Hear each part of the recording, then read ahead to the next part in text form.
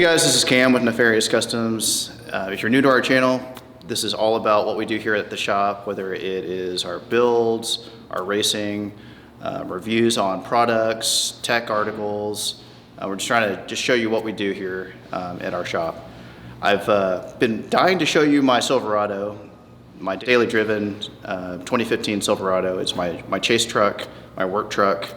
It's got lawn travel, and we use it to pre-run when we're down in Mexico. We used to haul all the race cars, even go get supplies every day. But unfortunately, it's still at the dealership. It's got a transmission problem. Mine's the first year with the 6.2 liter and the 8-speed. And the 8-speed has a valve body transmission control module that's all one piece. Well, the plug that goes from it to outside of the truck has a connectivity issue and actually loses connection while you're driving, and it lazy shifts. So you're cruising, you get on it, and it doesn't know what gear to go into, so it just jumps a gear. So I basically wasted second gear and everything in there.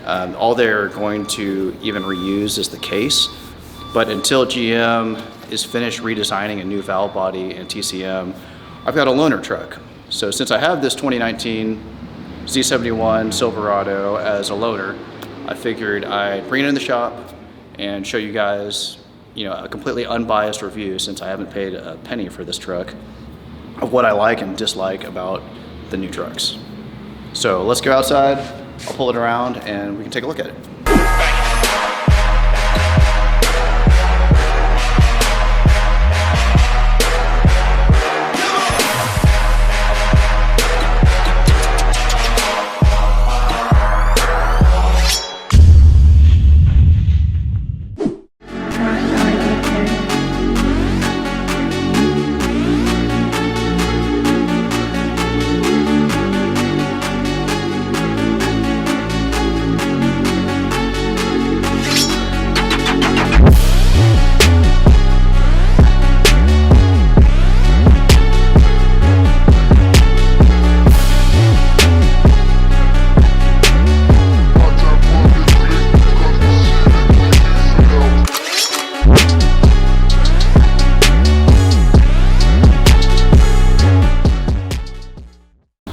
Alright guys, so this is the 2019 Silverado. This is the Trail Boss edition, and it's a Z71. When this truck first came out, I was really stoked because it's so ugly. I knew the resale value of my 2015 would stay pretty high. What everyone hates is the front end, and it's terrible. It's very gaudy in the front. It's toned down a little bit if you have the front end like this, all blacked out. But imagine it in chrome. It's really gaudy. These wind arrow nonsense that you see on a lot of sports cars does nothing, especially in a truck. You buy a truck, the gas mileage is going to suck anyway. This is just ridiculous. What do they call these things? Like canards, or like canards, right? Yeah, like a weird splitter thing. If you had like a Subaru, they'd call them canards, or an air splitter. This does nothing for aero. The Z71 package back in the day was an off-road package that they started when they went to IFS in like '88. And back then, it wasn't just a couple stickers, it was some nice Bilstein 5100 shocks that were nitrogen charged. So they were progressive, they were a little bit stiffer, but they rode nicer than the normal shocks. And it had a couple skid plates. If you want to take a look under here, what we got on this Z71, the front skid plate's plastic. I don't even know what that's for. I guess that's for aero. And then you've got an aluminum 1/8" skid plate right underneath the diff. In the back, you've got one very small skid plate. I believe it's steel, right underneath the transfer case. But really, if you hit anything, it's just going to push it right into the transfer case. It's not really protecting much. Instead of Bilsteins, it's got Rancho shocks, and I believe they're monotube Rancho shocks. They're very, very stiff. If you're into the off-road world, you probably have never chosen Rancho as the shock that you would want to put on your truck. They were big back in the 80s and 90s, and like when I was in high school in 98, we didn't really know any better, so if we had a lifted truck and it rode like crap, we'd just keep throwing more shocks on it to make it, you know, not be so top heavy and sway. So back in the day, Ranchos were okay, but I would say this truck is as stiff as you know, driving a covered wagon, because you're all over the road. You feel every bump. On top of it, the Trail Boss Edition, if you notice, it's a little bit taller than most Silverados. Basically, they put a factory 2-inch lift. If you've ever had a truck with a lift kit and couldn't afford tires right away, you know how bad it drives on the road. Like over 60, just that extra couple inches is all over the road because of the wind. And in Vegas, the crosswinds are pretty bad. So it rides like crap, it looks like crap. These Duratrek, I think they're Duratrek Wranglers. Yeah, Duratrek Wranglers. They are so stiff. I mean, these tires might as well be squares instead of circles. Outside, you've got this fake little spoiler action going on. That's really popular these days in the SUVs for some kind of aero look, but it does nothing. It's more styling. Let's look at the interior. Basically, the Trail Boss is the cheapest way you can get a V8 and four-wheel drive. So this truck has a 5.3 liter direct injection engine. It's adequate. It has decent power, but it doesn't have a ton of power like my 6.2.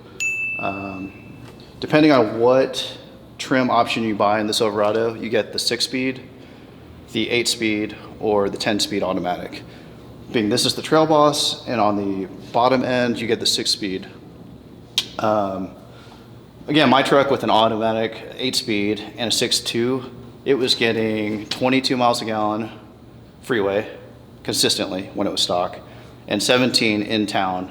On this truck, granted, I've only put 1,000 miles on the truck and it is brand new, so the motor's not completely broken in. You're not gonna get your best gas mileage until you have at least 15, 20,000 miles on a new motor. But right now I'm getting 13 and a half mixed driving, so it's kind of ridiculous that a truck that has 100 horsepower less than my 2015 is getting worse gas mileage. But that's also because it has the 6-speed instead of the 8-speed or the 10-speed. It also doesn't have cylinder deactivation. So the newer trucks with the better transmissions, better trim, they'll actually turn 4 cylinders off when you're cruising on the freeway. This one doesn't. So if you look inside, these seats are really uncomfortable. They've got this, they're not vinyl, but they've got this really thick canvas. It's almost like a burlap sack. They're super stiff. They only go front and back. And then you've got this one recliner for the back part of the seat. But again, I don't think they're going to be broken in until you have 20, 30,000 miles on it. It's kind of like sitting on grandma's sofa that's in the front of her house that no one sits on, and it's been there for 20 years. It's super, super stiff. Everything in here feels cheap because it's all rubberized. This steering wheel, it's just super, super rubbery. It's kind of like holding a garden tool while you're driving the truck. And because it's, again, one of the lower trim vehicles, it's got a whole bunch of blanks where, you know, you get to realize you could have had nice options like, you know, all your Apple Play and your radio controls would have been here if you bought a nicer truck. Really, it is a work truck with like a couple amenities to try to upsell the price. You know, you've got a touch screen, but the touch, and it's a big touch screen, but there's no nav. What you can actually do on the touchscreen is very limited. Believe it or not, it does have Android and Apple Play on it, but I try to plug in, you know, I charge my phone through the Apple Play part of it, and if you're running your GPS, it will tell you everything through the GPS, but it won't show you the map. It's got the Wi-Fi hotspot in these new trucks. That does work. I think the most ridiculous part of this car on the inside is probably this. The center console, or the center seat. If this is a work truck, like who sits six people in a crew cab or an extended cab? You know, the only people that have a 3 across bench seat is a regular cab truck or a high school kid that wants to sit next to his girlfriend. So to have a work truck style truck with a fold down seat and not have a center console in here is completely ridiculous. Where do you put your stuff? Your bills, your phone, your gun, whatever. This doesn't actually flip up. Besides it has decent power and the 6-speed actually shifts okay. I guess something good I can tell you about it is it's got cargo lights in the bed. So that's actually pretty handy. I wish I had ordered them. They started doing the LED in the bed rail lighting in 2015. I didn't check that option box, but it's actually really useful when you're trying to get stuff out of your truck at night. But let me show you the absolutely most ridiculous thing about this entire truck. There's a button on the dash, and there's a button on your key fob.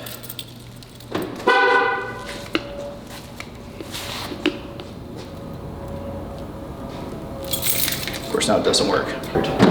Oh, there it is. All right, so 1, it doesn't work all the time, but 2, why would you have an electronic actuator unlock the truck?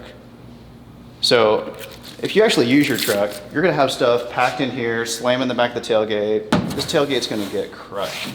And everyone that actually uses their truck as a truck is used to having a handle here. So if you don't have a handle and you're relying on an electronic mechanism, in 5 years, it's just not gonna work. It's gonna cost a lot of money to fix. Instead of a handle, if you don't use the button, you use that button to drop it down. So it's electric electric to let it drop, but it's not electric to go back up. You still have to pick it up. So really, what was the point of that? Pretty much since anyone's been keeping count, Ford F-150 has been the #1 selling truck in the United States. I don't think they'll ever be dethroned, but Chevy has always been #2. And actually this month, which I think is mostly because of how ugly the front end is, Chevy lost. And now they are #3 and Dodge is taking them over. So it's Ford, Dodge, now Chevy, and then Tundra as the 4, full-size trucks sold in America. They've got a lot of work to do to try to save themselves. We've heard, things about possibly them having to merge with Ford just to save their asses from going under again without taking a government handout. That's just a rumor that's on the internet, but that's something we've heard this month as well. But with the build quality and the fit and finish of this and the other problems that they've had with everything else, I would not buy this truck. Who buys this truck? Like I was telling Adrian earlier, I mean, if you like to vape a lot while listening to Georgia Florida Line and you want to buy a truck to look tough, maybe this is your choice. Otherwise, I would keep walking and buy a Ford or a Dodge or a Tundra. And that's just my take on it. I did not pay a cent for this truck. It's a loaner. I've got 1,000 miles on it. It still rides like crap. I'm very disgruntled that I even have to drive this to work every day. All right, so we're gonna just take the Chevy for a ride and kind of show you how it feels on the inside, how it sounds. I already tell the ride's pretty stiff, which is unfortunate because Chevy was one of the first trucks to go IFS and kind of been known to having a really nice soft ride, even though it's a pickup truck, where this one feels pretty stiff. Like all these blank spots where there would have been nice, I think like this would have been like 2 or 3 USB chargers. This would have been a 110 charging point. It just feels cheap. Like everything in here feels really, really cheap. And when you're paying this much money for a brand new vehicle, it's just kind of sad. What?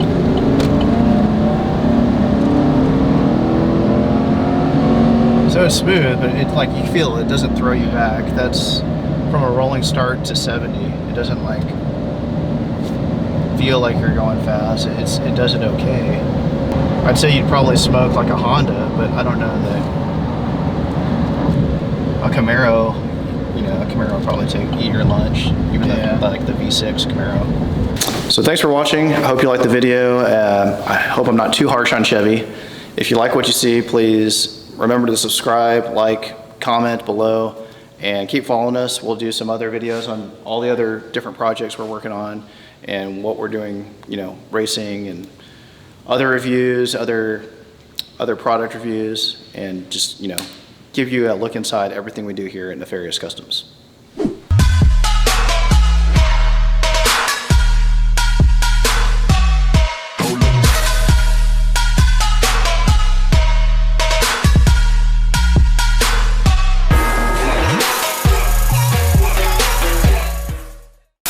Yeah, I really hate this truck. I really have not too much, you know, good things to say about it. I think this truck is kind of like last call on dollar beer night, and you're 20 bucks in trying to make a decision on what you're going to do with the rest of the evening, and you wake up the next day and you're like, wow, that was a mistake, because there were way better options on the table.